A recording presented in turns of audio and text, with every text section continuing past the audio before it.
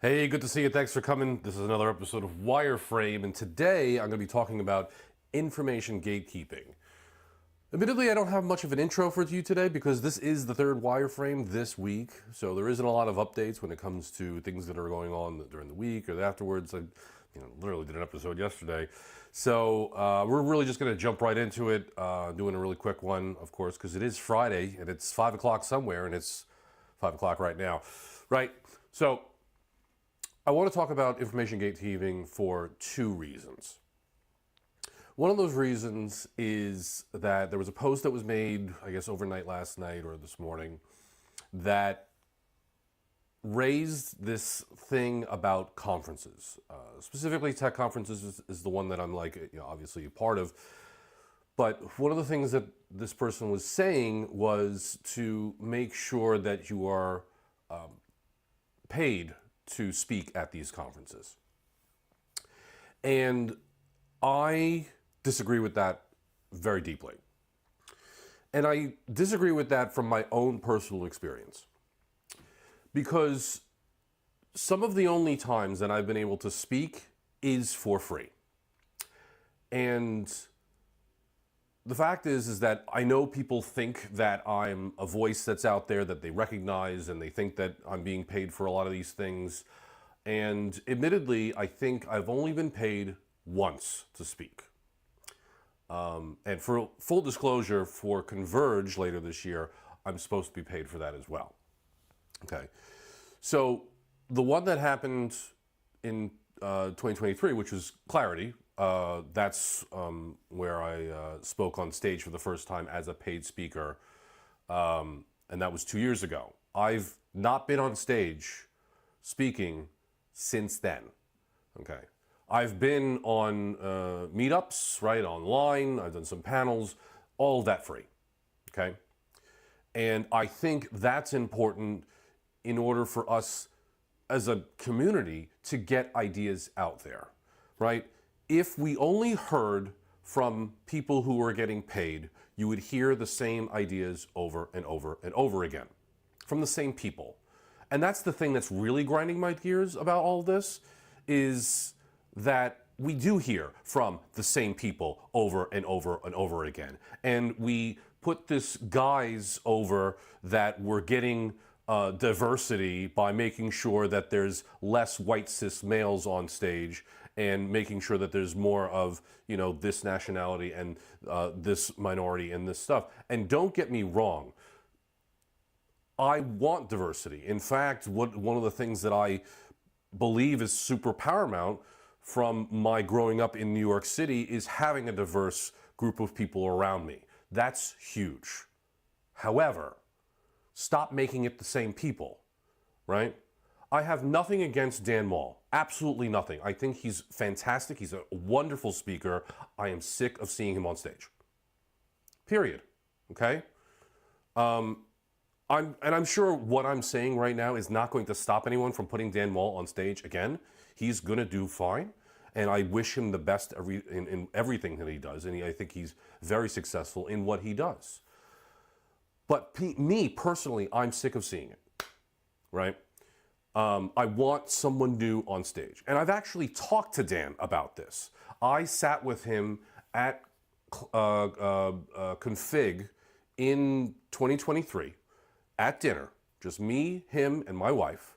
And I told him how frustrating it is to see him go on stage over and over and over again while I just sit there with my own ideas that I want to go ahead and convey, while he's conveying the same ideas. It's the same talk that he did at Clarity the year before, right?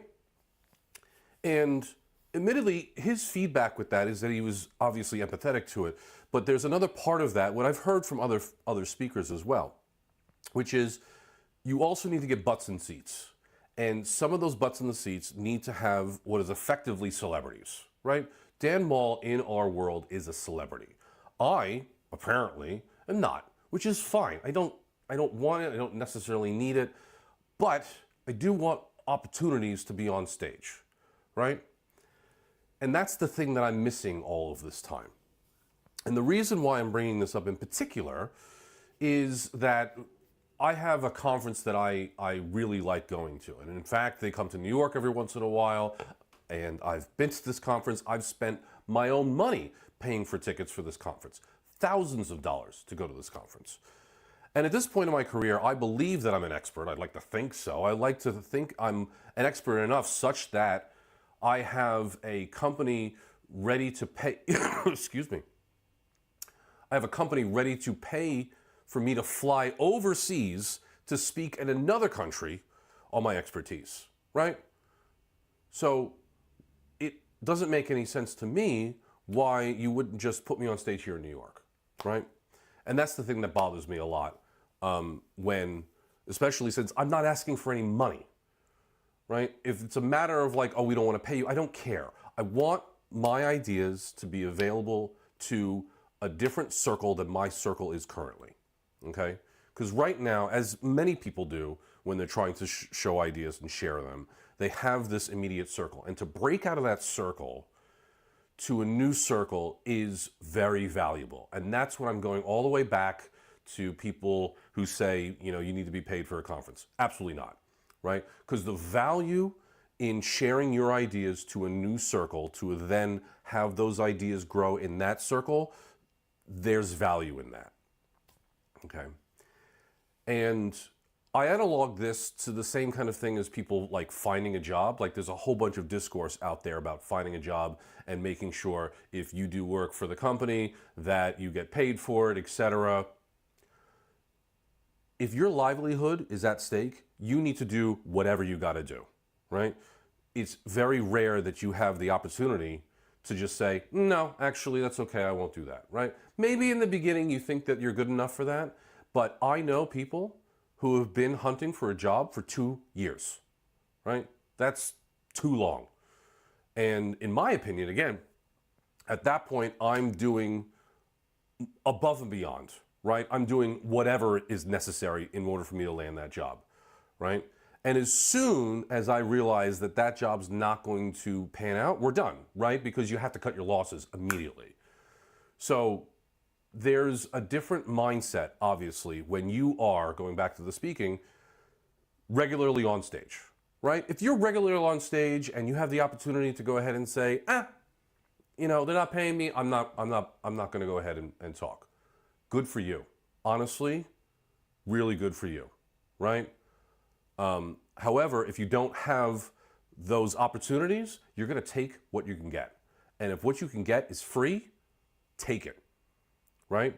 Because again, sharing those ideas, there's value in that. Because your circle's going to grow, your network's going to grow. I can't put into words the feeling that I get after I speak, just at, you know, what I did at Clarity. In fact, I have regrets at Clarity because the day I spoke, I was on a plane like 3 hours later. So I didn't even get an opportunity to speak to everyone who wanted to speak to me that day. So now, especially for like Converge, I'm going to make sure that I have enough time to speak to everybody who wants to speak about, you know, and discuss what I talked about on stage. Like that's going to be huge for me. And I never really thought about that until the first time where I screwed it up. So yeah, I mean, that's that feeling of being able to speak to people and discuss the ideas with people that you never met before, that never even knew about you before, is incredible. So that's the first piece. The second piece about information gatekeeping has to do with my book. So I've been writing this book for a year now. It's June now. I started in June last year writing this book. It is complete. And I say complete because it probably needs some sort of thing that ties it all together at the end, which I haven't written, and admittedly I've procrastinated a little bit on. But I felt it important right now to potentially get an editor on board. Now, I asked about this maybe about a month or two ago about, does anyone know any editors? And what I got back from people were publishers. So I want to explain the difference between getting a publisher and an editor, just because I'm going to eventually have a last call for anybody who knows an editor to come on board, okay? The publisher is a person who, as far as I understand it, is the organizer in which gathering all the resources to then, put the book together and then kind of distribute the book. Okay, so they're going to have editors on staff, they might have illustrators on staff, they're going to have other staff members, social media posting, distributors, whatever, on staff to do all of that stuff. Okay. In order for them to do all of that stuff, it's important that they find a book that they know that they can sell. Okay. Well, the fact is that Ms. on Mode is not a book that any publisher can sell. I've spoken to them. I've spoken to several publishers, and they, either, go over the idea, I give them the draft, whatever it is, and it basically lands in a case that it's not for their audience. Okay. And I know it's not. It's such a niche topic that I can't imagine any publisher saying, yes, let's go ahead and put all the resources into this thing. Okay. So because of that, I have to self-publish, all right?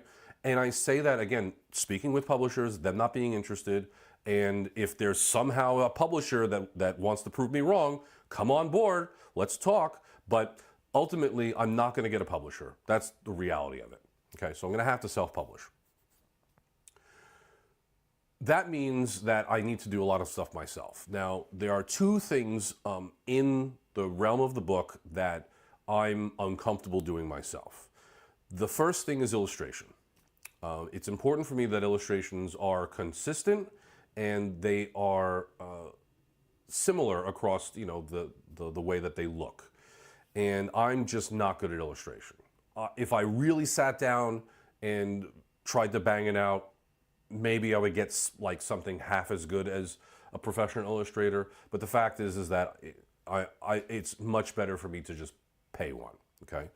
And I am paying, or at least planning to, pay a human to do that. In fact, I had a really great conversation late last year with an illustrator, and I'm looking forward to working with them in the future for this particular book. I think it's a really great fit between us in terms of the content that I'll be writing about, and of course the community that I'm going to be distributing this to, as well as their skills internally and what I've seen.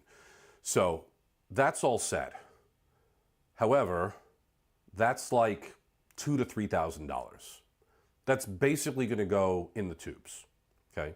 Because I don't foresee me making $2,000 to $3,000 off of this book. I just don't see it, okay? So that's a loss. There's going to be a loss in there when I pay for this illustrator to do these illustrations for the book, and that's something that's just necessary for it to happen, okay? But the important thing is that I'm paying a person to do the work, okay? And that's what I want to continue to have in this. I really do want to have, I say do and did at the same time, because it's turning out that I'm not going to be able to have an editor, a human editor. It's just not going to happen. And unless, again, someone, reaches out to me in the next, week or two, but I can't find a technical editor. I can't find, and when I say technical editor, I should say nonfiction editor, okay? When it comes to the code part of it, I'm less worried about that.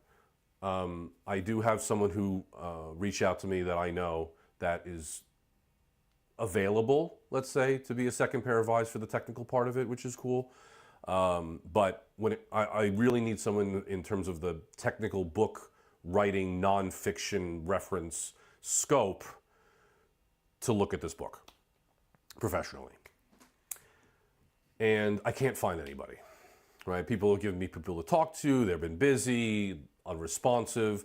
Finally, I went on the platform that I was originally writing the book. It's called Readsy, and I went to their kind of like marketplace. They have a whole bunch of people that are on that marketplace doing different kinds of tasks and almost like a Fiverr, but specifically for reading and writing and editing. And I looked for people that would be in the scope of what I'm writing, and only 3 people showed up. 2 of those people rejected my proposal, which wasn't even really a proposal. I just trying to get information. I only got 1 person to actually respond to it. Now, person responded with their quote. I had questions because this is baby's first book. And I finally spoke to them on the phone this morning. And the long and short of it is that the editor it's a developmental editor, which is a certain type of editing kind of task.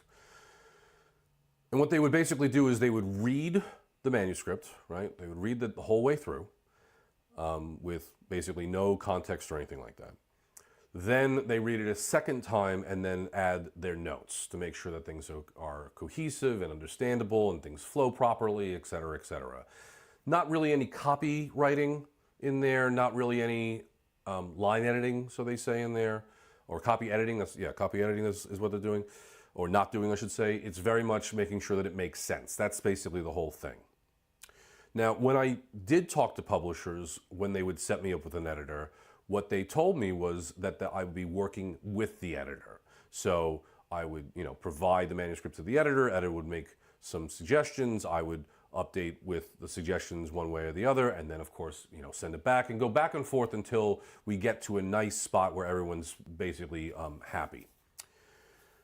Well, when it comes to this freelance editor, it seems that the case is that this editor would have read the manuscript, then read it a second time, done the comments, and then that's it. And for $1,500, I don't think that's enough. Especially when I've heard about this collaborative nature, right? Like this collaborative nature of saying, okay, I'm going to give you this, you're going to give you that, I'm going to go back and forth, and we're going to make this thing together.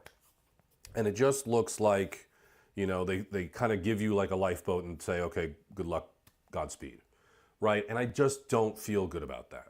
I really would rather spend even a little bit more money on an editor that was ready to collaborate. And because I've had so much trouble trying to find an editor, I'm probably just going to give up. Now, what does that mean? Well, that means in the year 2025, there are AI products that help with editing. And that's probably what I'm going to have to do. And it sucks because for several reasons. Number one, like I just said earlier, I'd much rather pay a human to do this collaboratively, but within reason, right? Because again, I'm not making any money off of this book. It's just not going to happen. At least I don't foresee it happening. I'd be wildly surprised if it actually makes money. Okay, because again, spreading the idea is more important to me. So yeah, I'd rather pay a person. But the second thing is that AI is a crapshoot. Like, I don't know how good the AI is going to be for the tool that I particularly choose, because I'm going to have to purchase a tool. I can't just, throw this in ChatGPT. There's going to be 36,000 words in this book as it is right now. I, of course, again, would like to have, some help with how we would close this whole thing out, because again, I'm having some difficulty just even there. So having a human to bounce that off of would be really great.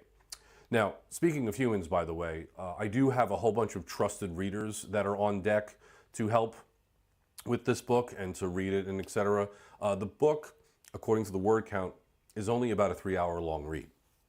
So it's not a lot of time, I think, overall, although it's a little heady, so it probably takes a little bit longer to kind of like parse and get through, which again, would be helpful to get more ideas through. So I'm hoping that some of the trusted readers that I have on board will also give me some insight about cohesion and some, help there. But again, having a professional editor would really help me out.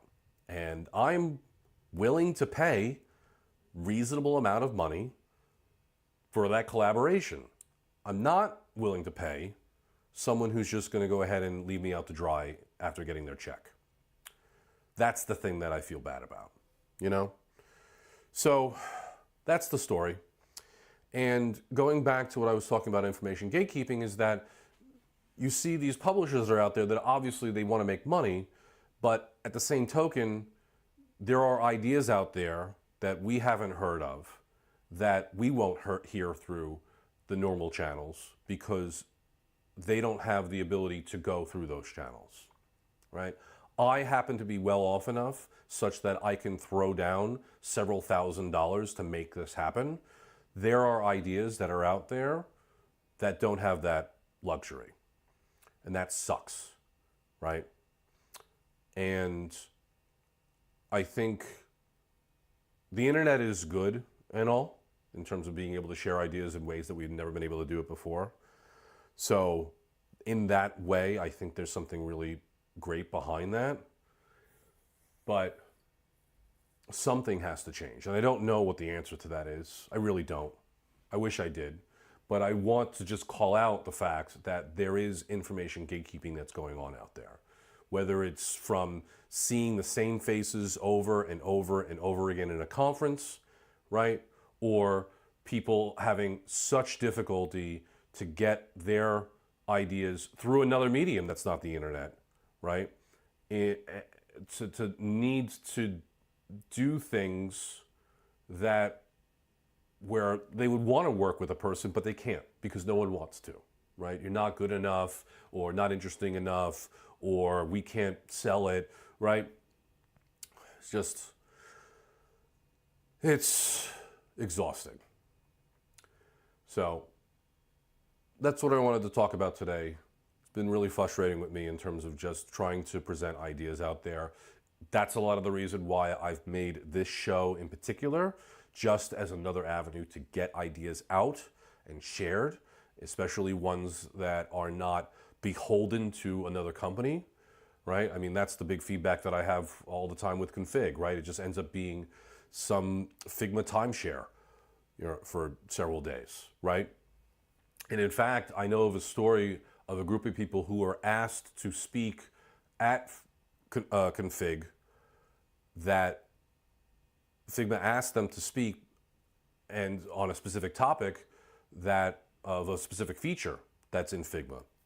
And that group was looking at each other going, we don't use that feature.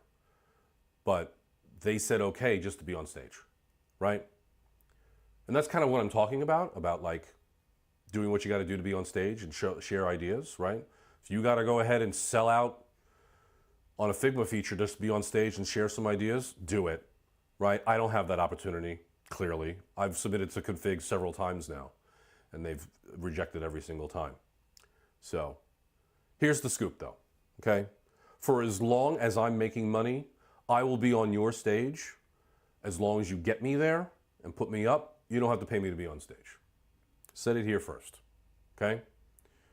If you put me in room and board on the flight, and if it's in New York, you don't have to pay a cent for me. I'll go right there, okay? Put me on stage. You don't have to pay, all right? Because again, the ideas are more valuable for as long as I'm making money, okay? As long as I'm making money outside of conference, and other areas of sharing ideas, you don't have to pay me. And I will give all the ideas that I possibly can in what I believe is going to be a great format, an engaging format. And that's what you can get. So anyway, there's the passion for today. Hopefully that's interesting to you at all. Again, something that's been really bothering me a lot, certainly in this last week, but also over time. And, maybe you see me on stage because of this, maybe you don't, who knows, I don't know. But hopefully maybe there's some thoughts that come through your head about how we can make a change and get new ideas out there. Again, not seeing the same people over and over, but really showing different ideas out there on stage in different mediums, all that stuff. I think that's wildly important. So anyway, if you have any ideas, leave them in the comments down below. Play nice in there, and I'll see you next week. Bye.